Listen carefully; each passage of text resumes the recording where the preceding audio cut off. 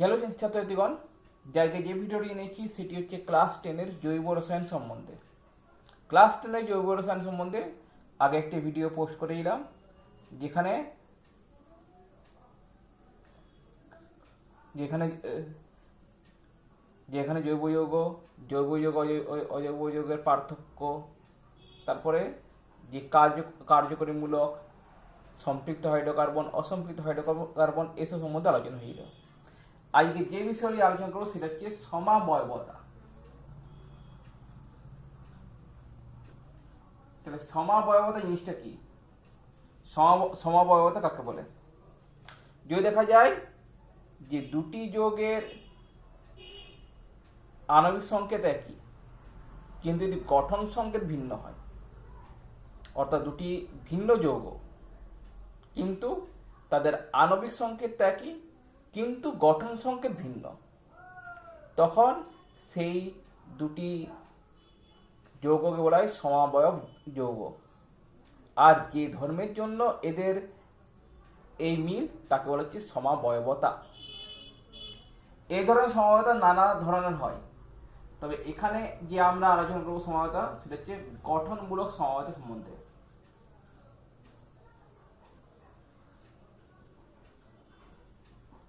গঠনমূলক সমাবয়তার এখানে দুটি বিষয় নিয়ে আলোচনা করব।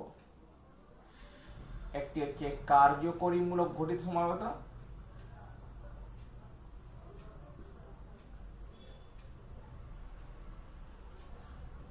আরটি হচ্ছে অবস্থান ঘটিত।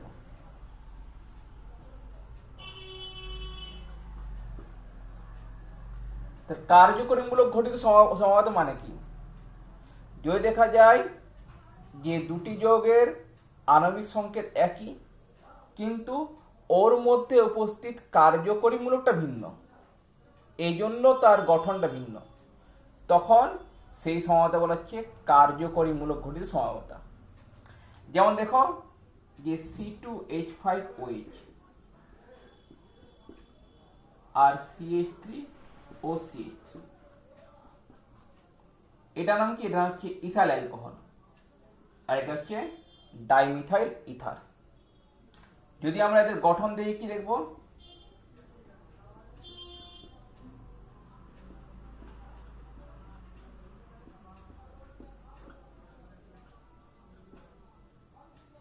এটা যে ইথাইল অ্যালকোহলের গঠন,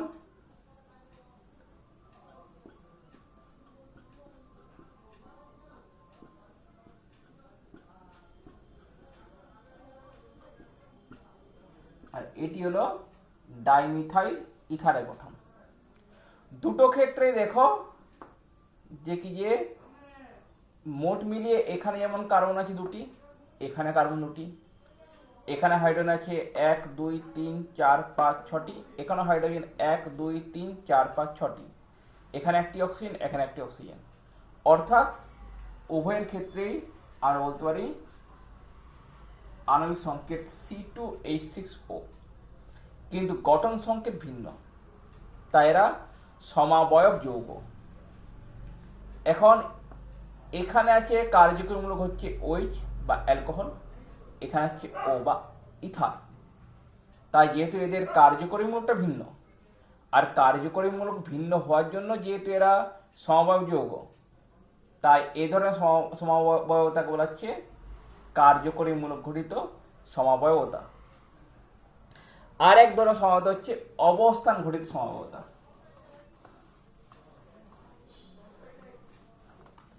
অবস্থান ঘটিত সমাবয়তা কাকে বলা হয়? যদি দেখা যায় যে দুটি যৌগের কার্যকরীমূলকের অবস্থানের পার্থক্যের জন্য তাদের মধ্যে সমবায় ধর্ম লক্ষ্য করা যায়, তখন তাকে বলা হচ্ছে অবস্থান ঘটিত সমবায়তা।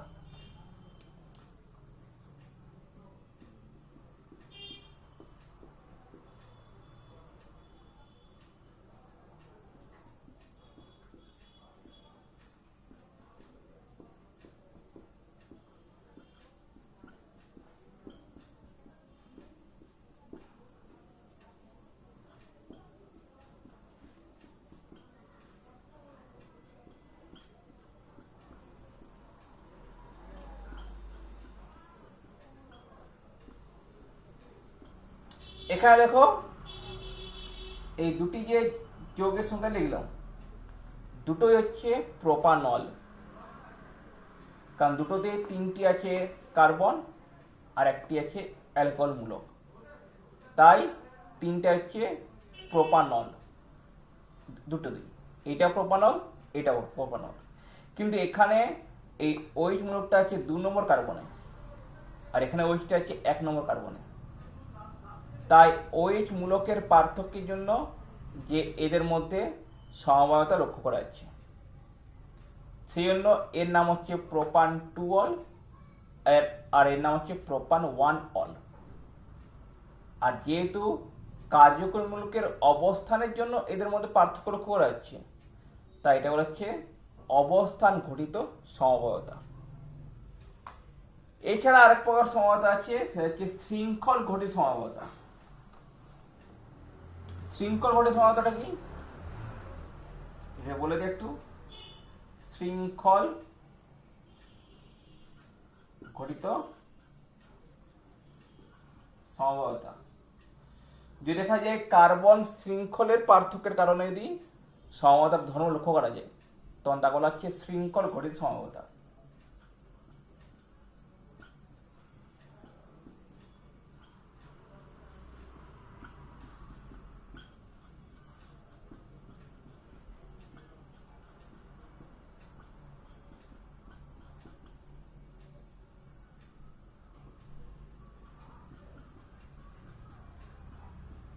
দেখো এটার নাম কি হবে, 1 2 3 4 5 5টা কার্বন আছে, বাকিগুলো সব এক বন্ধনযুক্ত হাইড্রোজেন আছে, তাই এটা হচ্ছে কি পেন্টেন।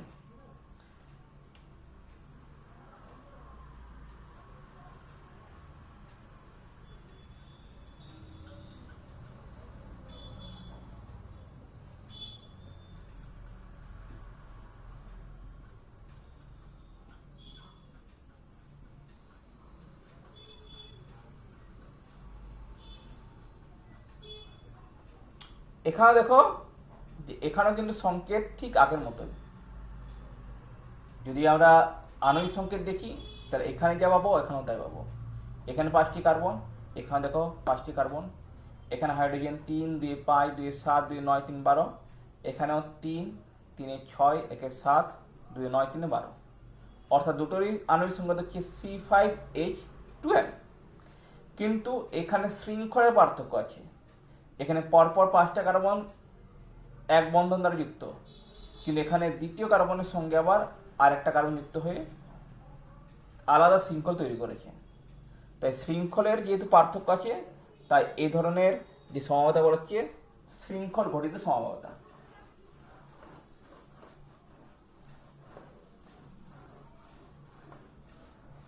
এরপর আমরা দেখবো সমগণীয় শ্রেণী, সমগণীয় বা সমগোত্র শ্রেণী। সমগণীয় বা সমগোত্র শ্রেণী বলতে কি বোঝায়,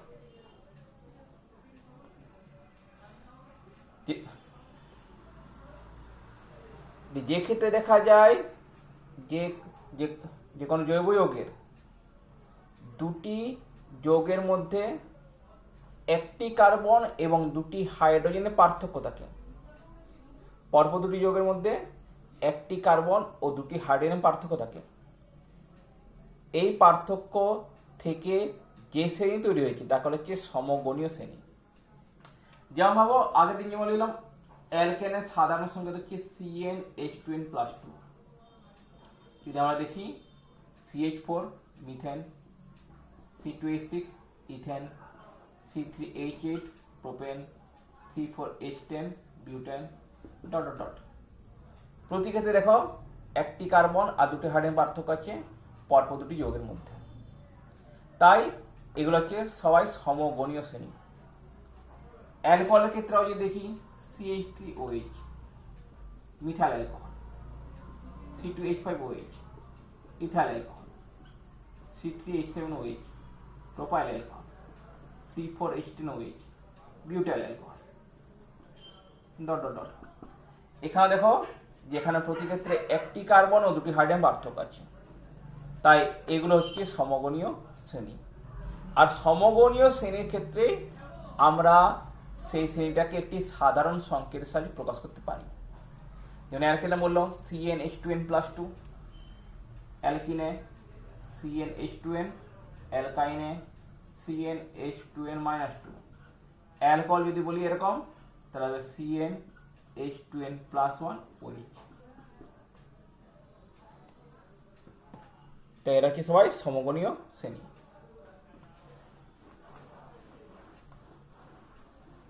এরপর দেখি আমরা যে কোনো জৈব যৌগের IUPAC নাম কিভাবে আমরা লিখব। IUPAC হচ্ছে একটি গুরুত্বপূর্ণ নাম যেটা জৈব যৌগের ক্ষেত্রে প্রযোজ্য আর যেটি আন্তর্জাতিকভাবে স্বীকৃত। আর তাই এই নাম লেখার কিছু পদ্ধতি, কিছু নিয়ম আছে যেগুলো আমাদের জানতে হবে। তাহলে কোনো IUPAC নাম যখন আমরা লিখবো তার ক্ষেত্রে আমরা কি জানতে হবে। প্রথমে আমরা সেই ক্ষেত্রে সবচেয়ে বড় শৃঙ্খলের খোঁজ করব। যেমন ভাবো যে আমি একটি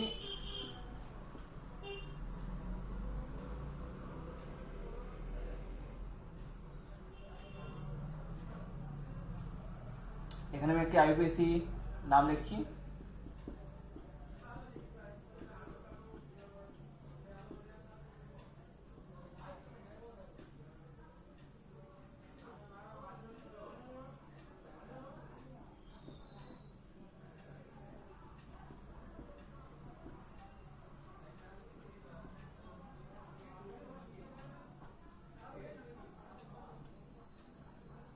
লিখলাম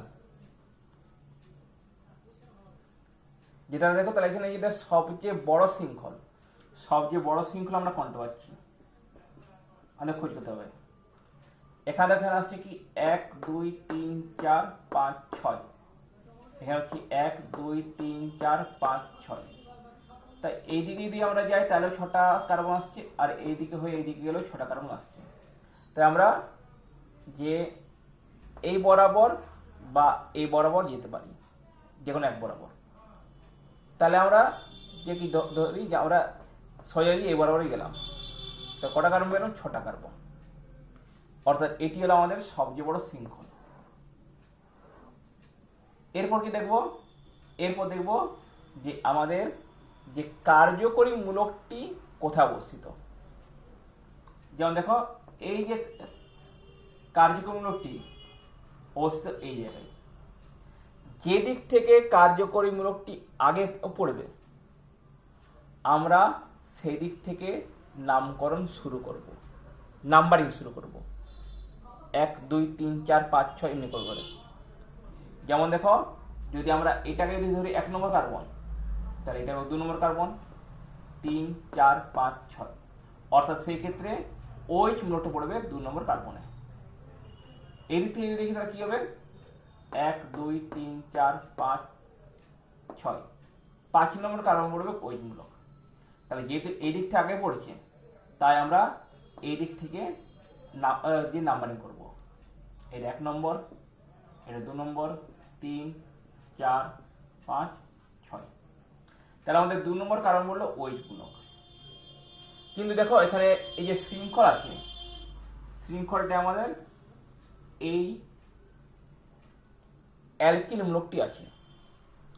যদি আমরা এটাকে একত্রিত করি তা কি দেখবো? এটা আসছে CH2CH3 অর্থাৎ C2H5।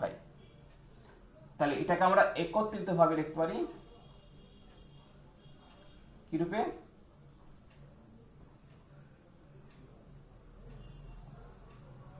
C2H5 রূপে।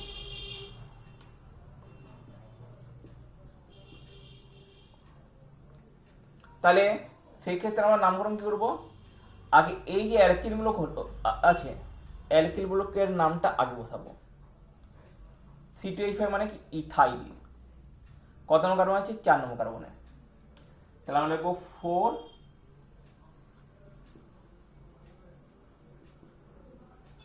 ইথাইল, হাইফেন দেবো একটা, 4 ইথাইল। এরপর আমার কটা কার্বন আছে শৃঙ্খলে? 6টা কার্বন। 6টা মানে হেক্স। তাহলে হেক্সান ওই মূলকটা কোন কার্বন পড়ছে? 2 নম্বর কার্বনে, 2 অল, 4 ইথাইল হেক্সান 2 অল।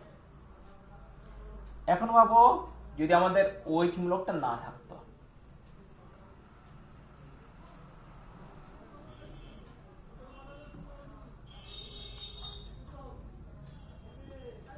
আচ্ছা, আগে বলে এখানে হেক্সান হলো কেন, বা হেক্সান কিভাবে হয়? 6টা কার্বন মানে অ্যালকেন হলে হয় হেক্সেন।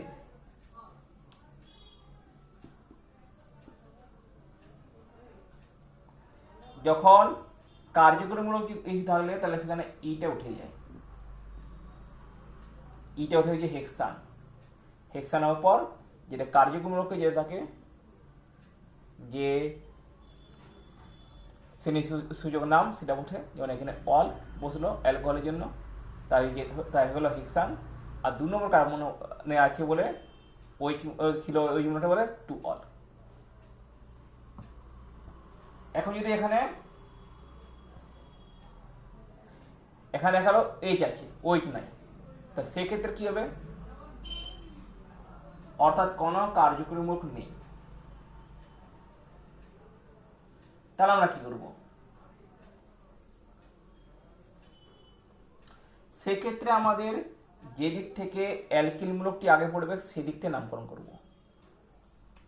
অর্থাৎ 1 2 3 4 5 6। ফলে দেখো আমাদের 3 নম্বর কার্বন উঠছে অ্যালকিল মূলকটি এদিকে গেলে হতো 1 2 3 4 পড়তো, তাই আমরা নামকরণটা এদিক থেকে করব। তাহলে আমরা কি পাবো গেলে সেক্ষেত্রে 3 ইথাইল। অন্য কোনো তো কার্যমূলক নেই, তাই সোজা হবে হেক্সেন।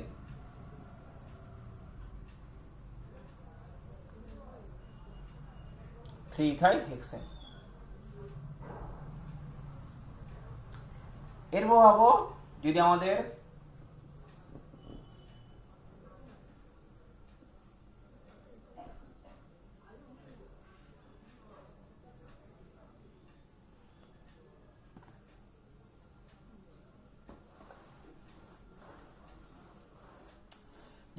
একাধিক যদি কার্যকরমূলক থাকে,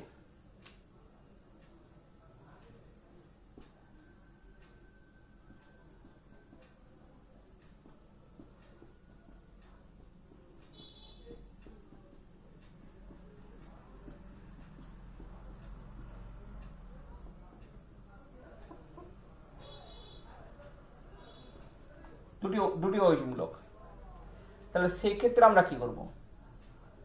সেক্ষেত্রে দেখো, সেক্ষেত্রে যে এটা 1 নম্বর, এটা 2, এটা 3, ওই মূলকটা আগে নিয়ম সেই একই, যেদিক থেকে কার্যকরী মূলক আগে পড়বে সেদিক থেকে নামকরণ হবে। অর্থাৎ নামকরণ আমরা করব এদিক থেকে 1 2 3। তাহলে দেখো, তাহলে 1 নম্বর কার্বন পড়েছে OH মূলক, আর 2 নম্বর কার্বন পড়েছে OH মূলক, দুটি OH মূলক। তাহলে আমরা নামকরণ করব, যেহেতু দুটি OH মূলক আছে, এখানে দেখো তাহলে 3টি কার্বনের জন্য হচ্ছে প্রোপেন। এটা প্রোপান লিখবো না, প্রোপেন লিখবো। কেন প্রোপেন লিখবো? কারণ এখানে দুটি যেহেতু আছে OH মূলক, তাই আমাদের তো প্রোপেন 1, 2 ডাইঅল। যখনই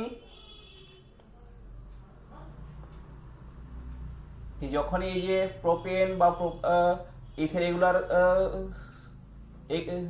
প্রোপেন বা ইথেন এগুলোর সঙ্গে যেটা কার্যমূলক আছে তার মধ্যে ডাই ট্রাই এইসব কথা চলে আসবে, তখন কিন্তু প্রোপানের জায়গায় প্রোপেনই লিখতে হবে, পুরো কথা লিখতে হবে।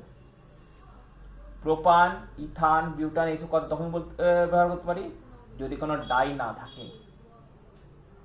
সেক্ষেত্রে থাকলে কিন্তু আমাদের ব্যবহার করা যাবে না, আমাদের পুরো কথা লিখতে হবে প্রোপেন বলে।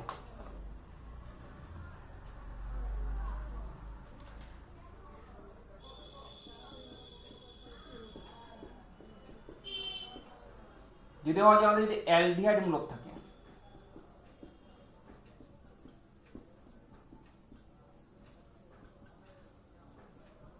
CHO অ্যালডিহাইড মূলক, তাহলে আমরা কি করব?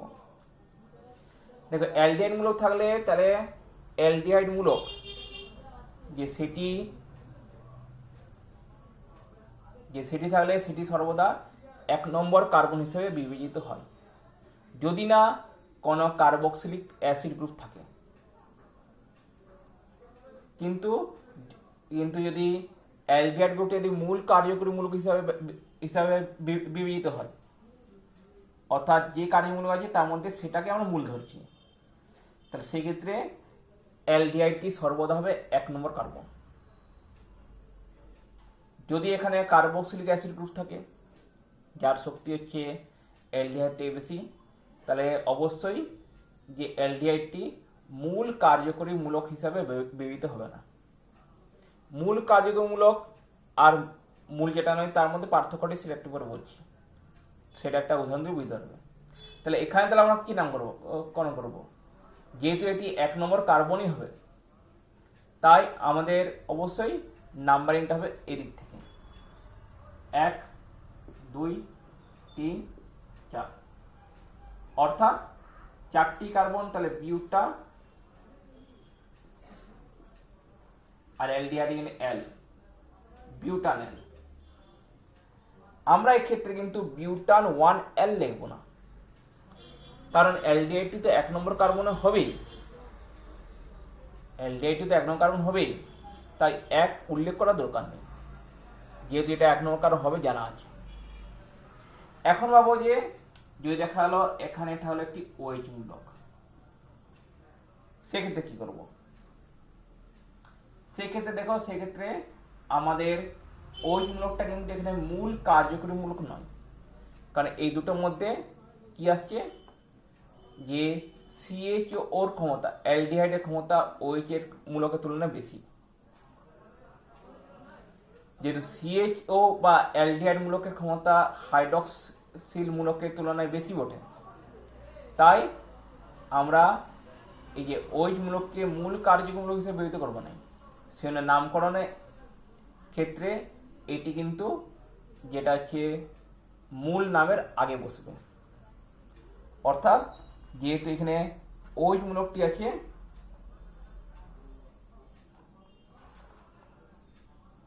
তিন নম্বর কার্বনে, এটা হবে 3 হাইড্রক্সি।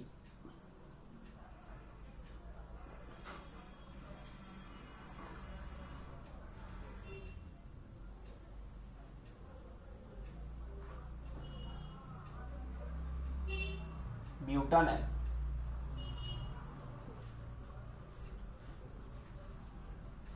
লেখা নেমে রাখবে যদি কোনো সংখ্যা থাকে তো সংখ্যা থাকলেই একমাত্র লেখার মধ্যে কোনো গ্যাপ থাকবে, ছেড়ে হবে, আর সংখ্যা লেখার মধ্যে একটা হাইফেন থাকবে। কিন্তু যদি কোনো সংখ্যা না থাকে তা লেখা অবশ্যই টানা এক বরাবর চলবে। যেমন দেখো এখানে হলো 3 হাইড্রক্সি বিউটানেল, এটা একসঙ্গে কিন্তু গ্যাপ নেই কোনো।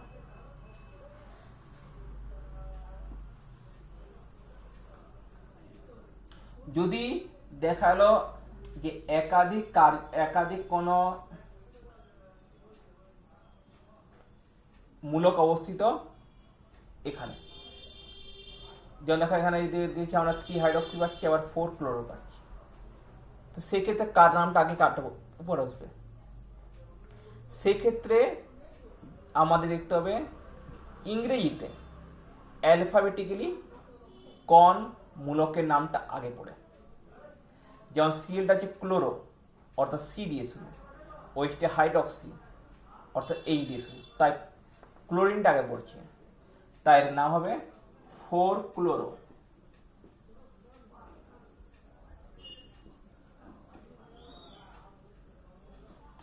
হাইড্রক্সি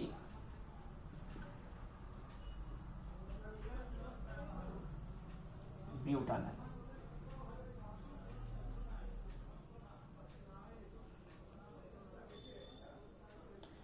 যদি কিটোন গ্রুপ থাকে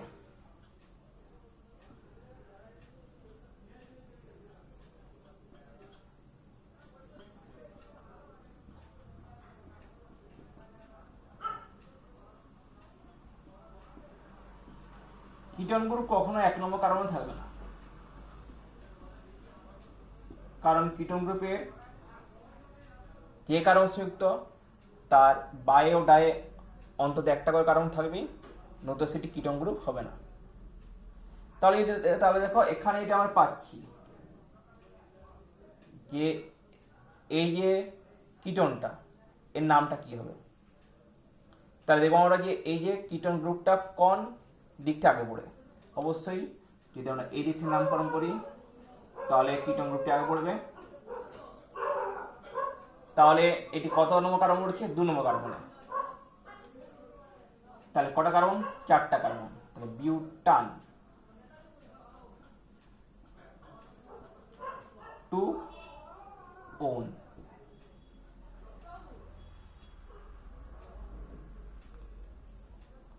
এর নামকরণ হলো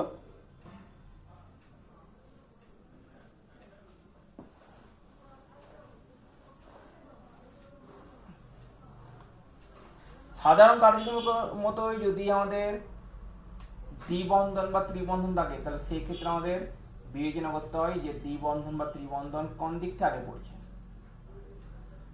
আর সেই দিক থেকে নামকরণ করা হয়।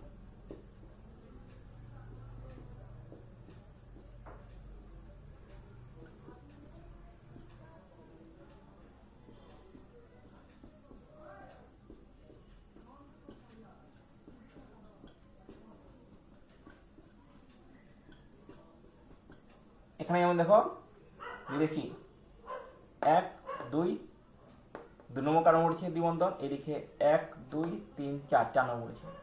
তাহলে এই দিক থেকে আগে পড়েছি, তাহলে নামকরণটা এই দিক থেকে হবে 1 2 3 4 5 6। তার মানে কি আমাদের যে 6 নম্বর কার্বন পড়ছে কি আমাদের 6টি কার্বন, আর 2 নম্বর কার্বন পড়ছে আমাদের কি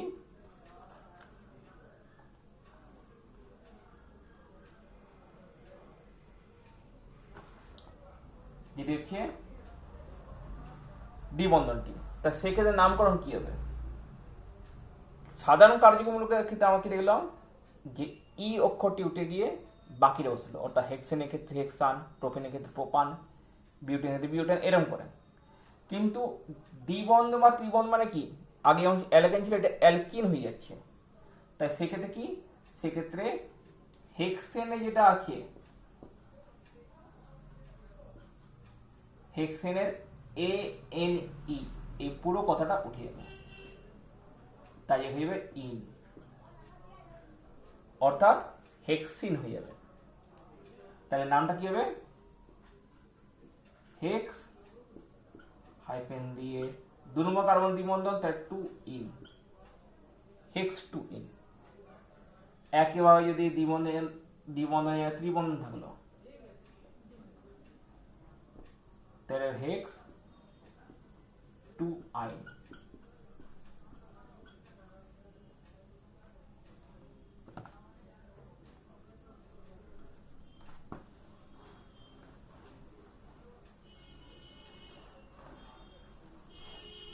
এছাড়া আরো নানা রকম জটিলভাবে আইপিএসি নাম হয়, কিন্তু তোমাদের অত জটিলতার দরকার নেই, কারণ বেশি জটিলতা তোমাদের বোঝাতে গেলে মূল বিষয়টি তোমাদের হয়তো কি যে বুঝতে সমস্যা হবে। তাই মোটামুটি এই বিষয়গুলো তোমরা খেয়াল রাখবে যে বললাম। আচ্ছা, আরেকটা বলে সেটা যে কার্বক্সিলিক অ্যাসিড, যত কার্যগুলো আছে তার মধ্যে কার্বক্সিলিক অ্যাসিডের শক্তি হচ্ছে সর্বাধিক। তাই কার্বক্সিলিক অ্যাসিড যেটি বসবে সেটা অবশ্যই 1 নম্বর কার্বন হিসেবে বিবেচিত হবে। যদি অন্য কোনো কার্যগুণক থাকেও তবুও তার শক্তি কার্বক্সিলিক অ্যাসিডের তুলনায় বেশি হতে পারে না।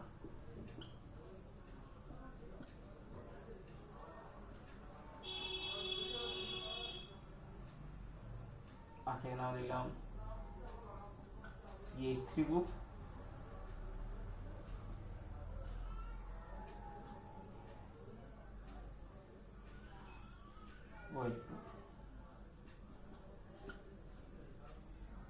COOH, carboxylic acid group.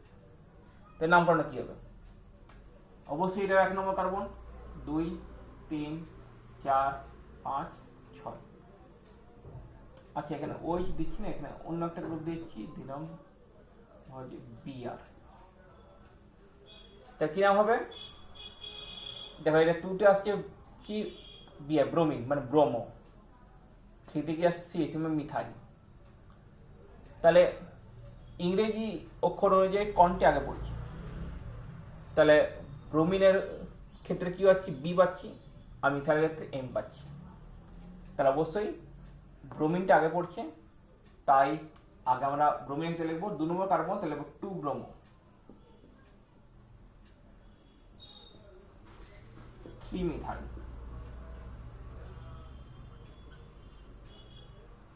কটা কার্বন আছে? 1 2 3 4 5 6, 6টা কার্বন। তাহলে আমাদের হেক্সানোইক অ্যাসিড।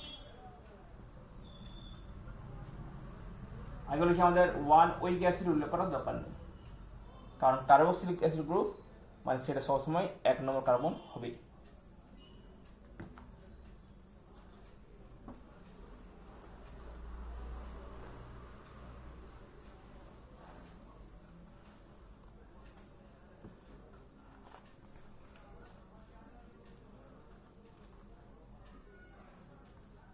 আচ্ছা, এরপর বলে দিই কিছু যে বিশেষ জৈব যৌগ তাদের উৎস ব্যবহার।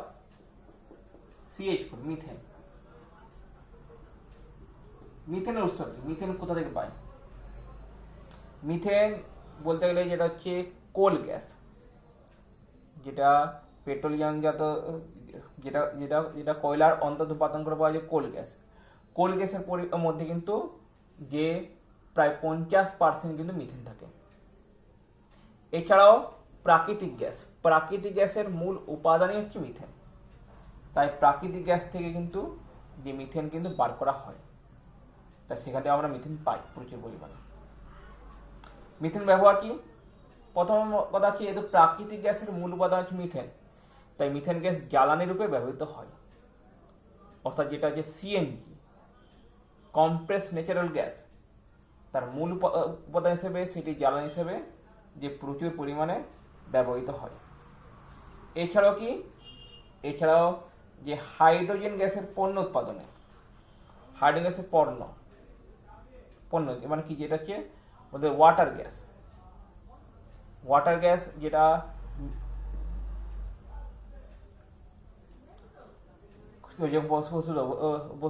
তো ওয়াটার গ্যাসের একটি গুরুত্বপূর্ণ উপাদান হচ্ছে কি? যে হাইড্রোজেন, আর সেক্ষেত্রে মিথেনটি কিন্তু যে ব্যবহৃত হয়। এছাড়া যেটা হচ্ছে কার্বন ব্ল্যাক, ছাপার কালি, টাইপরাইটারের কালি, টায়ার ইত্যাদি প্রস্তুতিতেও যে মিথেন ব্যবহৃত হয়। এবার হচ্ছে ইথিলিন অ্যালকিন রূপে।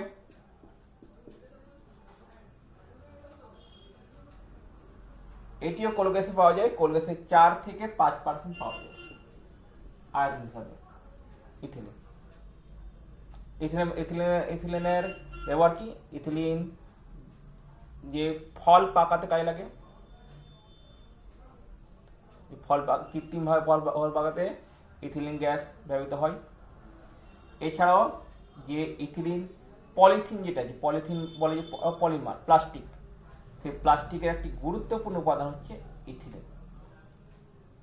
যেটা এছাড়াও কৃত্রিম রবার, যুদ্ধের সময় ব্যবহৃত বিষাক্ত মাস্টার্ড গ্যাস প্রস্তুতিতে ইথিলিন ব্যবহৃত হয়। এরপর হচ্ছে অ্যাসিটিলিন। অ্যাসিটিলিন বা যার আইউপিএস নাম হচ্ছে ইথাইল। এটির প্রাকৃতিক উৎস কিছু নেই বলে চলে, কোল গ্যাসে খুবই সামান্য পরিমাণে এটি পাওয়া যায় প্রাকৃতিক গ্যাস। সাধারণ ক্ষেত্রে ক্যালসিয়াম কার্বাইড থেকে প্রাকৃতিক গ্যাস প্রস্তুত করা হয়। এটি ব্যবহার কি? এটি হচ্ছে কার্বাইড বাতিতে এটি ব্যবহার করা হয় জ্বালানি রূপে। এছাড়াও যে অক্সি অ্যাসিটিলিন শিখা প্রস্তুতিতে, যার উষ্ণতা হচ্ছে 3000 ডিগ্রি সেলসিয়াস, এত উষ্ণতা প্রস্তুত করতে অ্যাসিটিলিন ব্যবহার করা হয়, যেটি ঝালাইয়ের কাজে, ধাতু জোড়ার কাজে ব্যবহৃত হয়।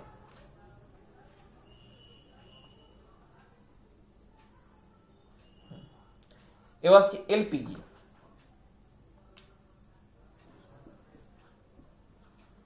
এলপিজি এর সম্পূর্ণ নাম হচ্ছে liquefied petroleum gas. Liquefied petroleum gas. এটি যেটা পেট্রোলিয়াম জাত যে পদার্থ, অর্থাৎ যেটা যে খনিজ তেল, যে সেখান থেকে উত্তোলন করা হয় তার সঙ্গে হতে পারে কিংবা পৃথকভাবে উত্তোলন করা যেতে পারে এলপিজিকে।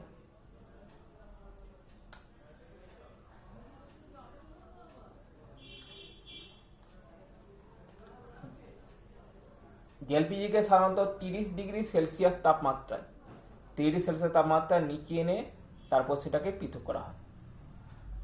এরপর এলপিজিকে চাপ প্রয়োগ করে তরল পরিণত করা হয়।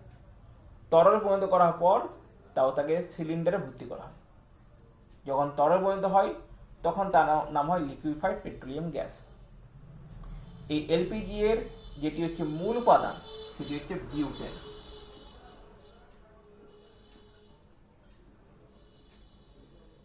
তবে এর মধ্যে কিছু পরিমাণ ইথেন ও প্রোপেনও অবস্থিত থাকে। এলপিজি এর কিন্তু কোনো গন্ধ নেই। এলপিজি কিন্তু যে কোনো গন্ধ নেই। রান্নার গ্যাস সিলিন্ডারে এলপিজি ভর্তি করা হয়। এলপিজির মধ্যে বিউটেন, ইথেন, প্রোপেন এই তিনটি যে পদার্থ, এই তিনটি পদার্থের মধ্যে কারোর কিন্তু গন্ধ নেই, অর্থাৎ গন্ধহীন।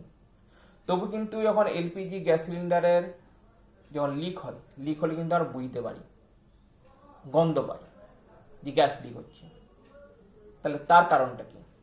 তার কারণ হচ্ছে যে এলপিজির সঙ্গে একটি বিশেষ পরিমাণ পদার্থ, যা হচ্ছে ইথাইল মার্কাপটান, C2H5SH, ইথাইল মার্কাপটান সেটি মেশানো হয়। আর যে গন্ধটা আমরা পাই সেটা হচ্ছে ইথাইল মার্কাপটানের গন্ধ। এটি মেশানো হয় যেটার জন্য, যাতে যদি এলপিজির গ্যাস সিলিন্ডার লিক করে যাতে বোঝা যায় যে লিক করেছে, নতুন আমরা বুঝতে পারবো না, আর তাতে কিন্তু দুর্ঘটনা ঘটতে পারে। এলপিজি ব্যবহার তোমরা জানো, রান্নার গ্যাস সিলিন্ডারে এলপিজি ভর্তি করা হয়।